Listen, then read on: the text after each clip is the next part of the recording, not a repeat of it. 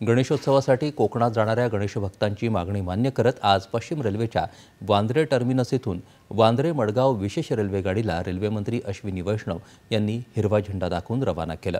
यावेळी केंद्रीय मंत्री पियुष गोयल आणि भाजपा नेते आशिष शेलार, गोपाळ शेट्टी आणि प्रवीण दरेकर बोरिवली स्थानकात उपस्थित होते।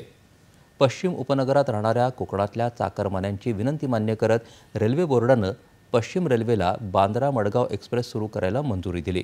या गाडीला बोरिवली, वसई, भिवंडी, पनवेल, रोहा, वीर, चिपळूण, रत्नागिरी, कणकवली, सिंधुदुर्ग, सावंतवाडी, थिवीम आणि करमाळी या स्टेशनवर थांबा असेल।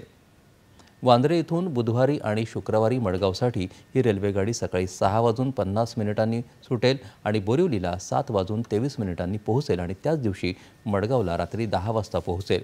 मडगाव इथून सकाळी 7:40 मंगळवारी आणि गुरुवारी ही गाडी वांद्रे टर्मिनससाठी सुटेल आणि वांद्रे टर्मिनसला ही गाडी रात्री 11:40 पोहोचेल। या गाडीमुळे कोकणातल्या पर्यटनाला चालना मिळेल, तसंच कोकणवासियांना या रेल्वेगाडीचा मोठा लाभ होईल असा विश्वास पियुष गोयल यांनी व्यक्त केला।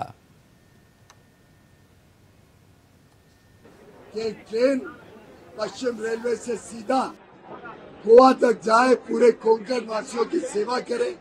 इससे कोंकण की पर्यटन को बहुत बड़ा सौगात मिलेगा।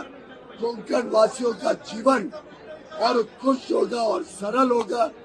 उनके लिए हजारों रुपए, तो यहाँ से सेंट्रल रेलवे जाओ, ट्रेन बदलो, टिकट मिले ना मिले, रात को आओ तो टैक्सी का खर्चा, इस सब से निजात दिलाने का काम ये ट्रेन हर हफ्ते 2 बार, बुधवार और शुक्रवार को मुंबई से कोंकण जाएगी और मंगलवार और गुरुवार को कोंकण से मुंबई आएगी।